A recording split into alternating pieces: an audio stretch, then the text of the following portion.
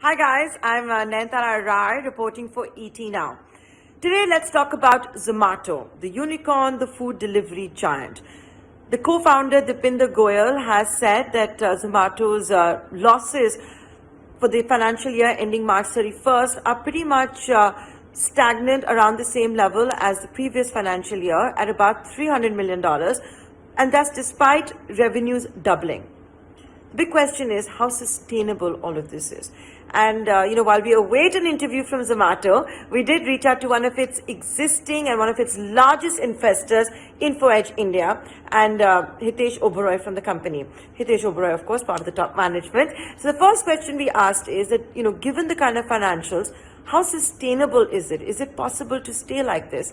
To which Hitesh Oberoi said, as long as crazy pricing doesn't come in. He said there is now sanity in the market. What you had seen was a price war between Zomato, Swiggy, etc., where the cost of customer acquisition was so high that there was just absolute insanity, and it led to financials perhaps going completely out of whack. So his big message, of course, to Zomato is stay sane, stay rational when it comes to the pricing, which also, it seems, is the case. You have seen a recovery since the pre-COVID levels. It's back to almost 60% of what it used to be, but still a long way to go. And having said that, what's interesting is that, Zomato, which used to lose 47 rupees an order, is now making almost $30 an order. So that's something very heartening to see when it comes to the large financials.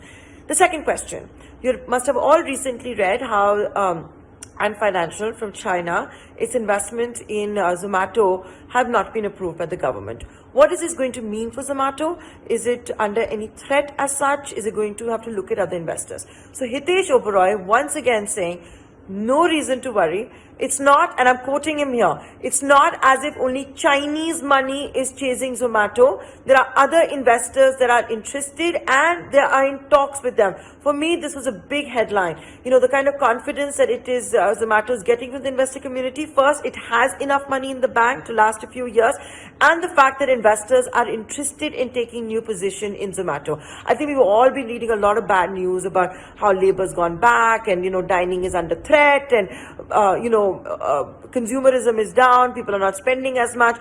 But the reality is, all of us and all people do want to have some indulgence. They do want to order in sometimes. They're tired of cooking their own meals. They can't go dine out, so they want to augment the home experience with some kind of calling in of food, right? So when they do that, it's still a cheaper option than dining out. So in that sense, the fundamentals look good. And here's a third important insight for me that came in from the InfoEdge interview, and that is the market valuations and of food delivery companies globally are going up because everybody is being conscious of their financials, so they're not going crazy running after the consumer, willing to give all kind of discounts, all kind of cashbacks, all of that to gain customer acquisition. They're now focusing on the fundamental core business. They've come to realize that there are so many players in the market, so it's best to coexist. And that was the other question we had actually asked. If you've got Amazon's big entries, Swiggy there, Zomato there, is the market big enough, especially when restaurants are innovating? They want to have cloud kitchens. A lot of them are enabling features on WhatsApp, Instagram, Google to order directly. So if you can do that directly, if I can go on Google, find the restaurant I want to order and do it directly, or do it on WhatsApp, why do I need to go on a Zomato or a Swiggy, right? And that is something that I think all of them will adjust with. And that's why, ladies and gentlemen, say goodbye to those big discounts. It doesn't look like it's going to come back in a hurry, if at all. That's the big message that has come in today. So first up, it's not just Chinese money, but investors that seem to be interested in Zomato.